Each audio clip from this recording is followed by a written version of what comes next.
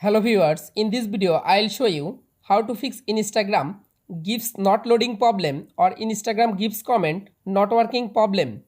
If you want to solve this problem, please follow the step. Step 1. Long press or long tap in Instagram application.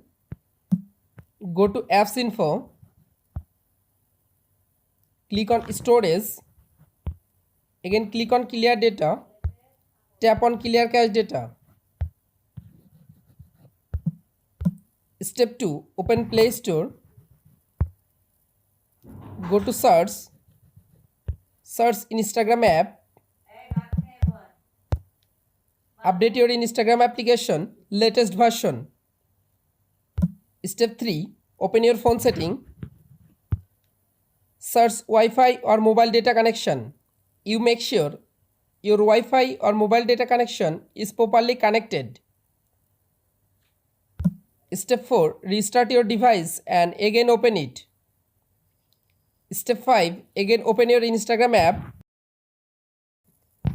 Click on comments. You can follow all of the steps to fix Instagram GIFs comment not loading problem or Instagram comments gift not working problem. If this video helpful for you, please subscribe our channel and like this video.